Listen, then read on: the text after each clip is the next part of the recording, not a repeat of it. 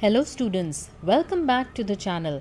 In today's video, we will be talking about two important chemical reactions, that is a displacement reaction and a double decomposition reaction. Now what a displacement reaction is? It is a chemical reaction in which an element placed higher in the activity series displaces the elements placed below it from a solution of its compound. Now, in order to understand the displacement reaction, let's see what a reactivity series is. It is a series of arrangement of metals in order of their reactivity. Okay, so the most active metal is at the top of the series and the least active metal is at the bottom of the series, and all the properties of metals are related to their activity series. So these points you will remember. Very reactive is potassium, sodium and calcium. Moderately reactive metals are magnesium, aluminium, zinc, iron and lead, and the least reactive is copper, mercury, silver, platinum and gold. Now here you can see that in this activity table we have the reference element hydrogen also being present. Now hydrogen is acting as a reference element over here. Now what do we understand by the term reference element? It means all the metals that are above hydrogen, that is from potassium till lead, all these metals can displace hydrogen from dilute acids, whereas the metals that are placed below hydrogen, that is copper, mercury, silver, platinum and gold, these metals cannot displace hydrogen from dilute acids. So that is the main point you will remember about hydrogen, that hydrogen in this activity series is a reference element. Okay, now when we'll be seeing the displacement reaction, we are going to see the reaction of these metals with water, with acids and with air. So firstly, seeing the reaction with water. Now whatever reactions we are discussing, children, these are important from your examination point of view and for your MCQs also. Now potassium and sodium, the topmost metal, are highly reactive, and when potassium and sodium they react with water, they react explosively or violently, I will say. Okay, they will react violently with cold water. Okay, potassium and sodium, they react violently with cold water, and the reaction we'll see with potassium reacting with water, forming potassium hydroxide and hydrogen gas is released. Okay, so this is an important point to remember. Potassium and sodium react violently with cold water. Okay, then coming next to calcium, calcium will react less vigorously. Okay, it is reacting less vigorously as compared to potassium and sodium. The reaction is very violent for potassium and sodium. Now with calcium, if we see the reaction, calcium will react with water. Again here also it is reacting in the presence of cold water. It will form calcium hydroxide and hydrogen gases release. Okay, so here with calcium the reaction is less vigorous.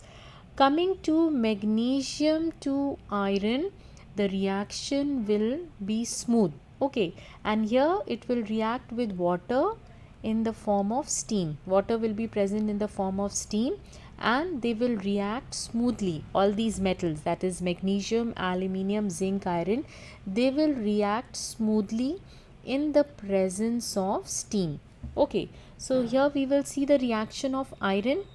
Iron, when it reacts with steam, it will be a reversible reaction. We are going to get iron oxide, Fe3O4, and again hydrogen gas will be released. And below hydrogen, you know, hydrogen is the reference element. So below hydrogen, there will be no reaction with water or steam.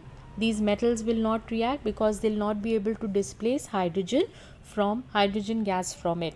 Okay, so that is how you are going to remember the reaction with water. So only the metals that are placed above hydrogen are undergoing chemical reaction.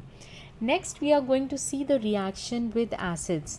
Again potassium and sodium, they will react here with acids explosively. Okay, they will react explosively.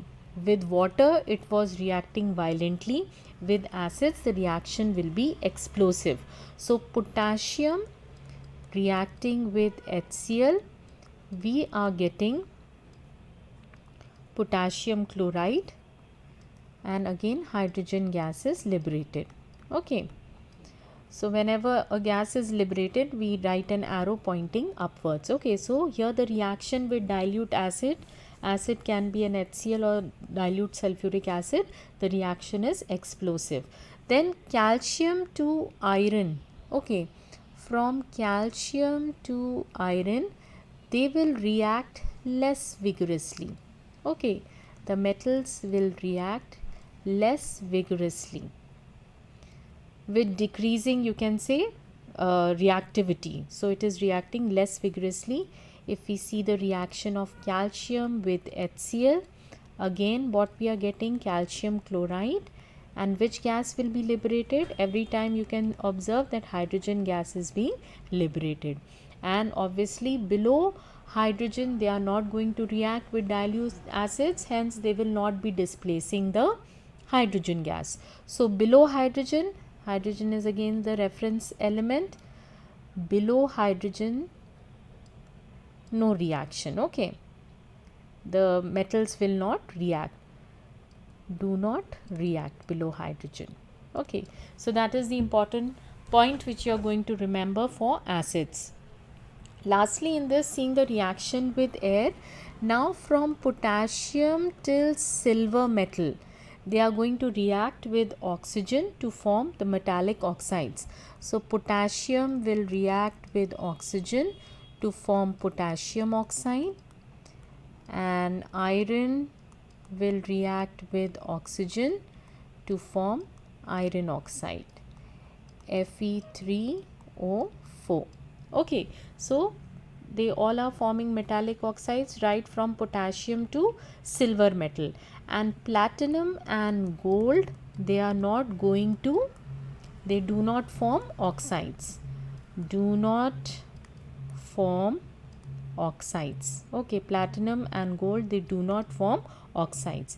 Okay, so these are the reactions which you are going to remember: reaction with water, with acids, and with air. Next, coming to how we will see a displacement reaction. What is a displacement reaction? It is a reaction in which the metal placed above in the series displaces another metal which is placed below in the series. So if we see the reaction of zinc with copper sulfate, now see the positioning of zinc and copper. Zinc is placed above and copper is placed below. So what is going to happen?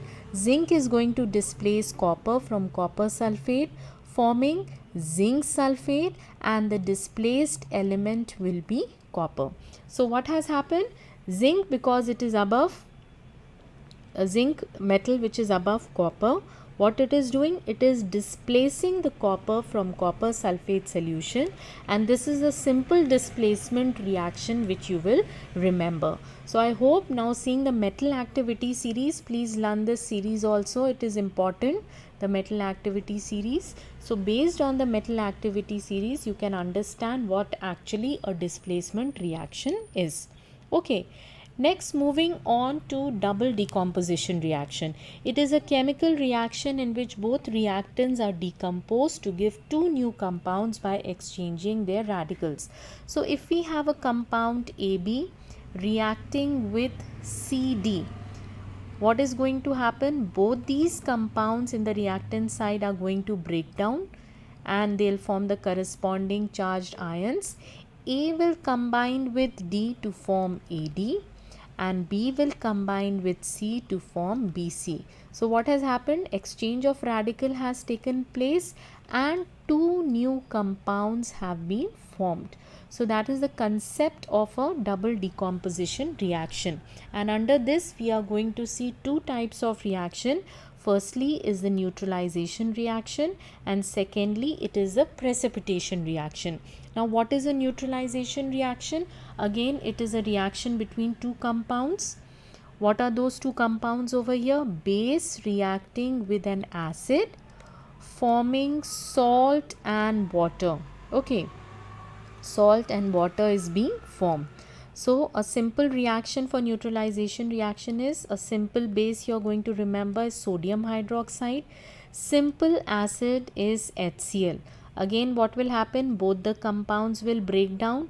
Sodium will combine with chlorine to form the salt sodium chloride, and hydrogen will combine with the hydroxyl group to form the water. So that is what a neutralization reaction is. Base reacting with acid forming salt and water. And lastly, the precipitation reaction. What happens in a precipitation reaction? Again, the reaction is between two compounds, and both these compounds we are taking in aqueous solution. In aqueous solution state. What is aqueous solution state? It means whatever compounds I am taking in the reactant side, I am dissolving them in water. So for example, ferric chloride, we have prepared an aqueous solution of it by dissolving in water, and we have taken sodium hydroxide. Both have been dissolved in water to form the corresponding solutions of these salts, ferric chloride solution and sodium hydroxide solution.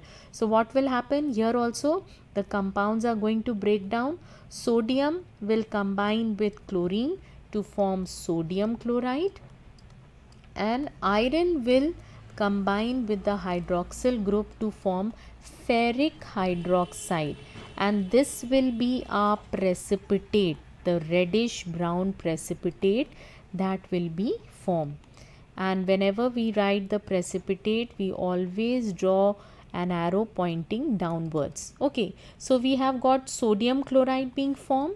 Okay, and this is the soluble component that is formed. This is the soluble component, and ferric hydroxide is the insoluble component that is formed, and this insoluble component is the precipitate. Okay, so what has happened in a precipitation reaction? What is a precipitate? A precipitate is formed when two compounds present in solution state, they undergo a double decomposition reaction. Exchange of radicals is taking place. With the result, what is happening? We are getting one soluble component, and the insoluble component formed is called a precipitate. So that is the example you can remember for a precipitation reaction, and I hope you have understood what is the difference between a displacement reaction and a double decomposition reaction. So in the next video we will be talking about the factors which bring about chemical changes or reactions. So please follow, like and subscribe the channel. Thank you, students.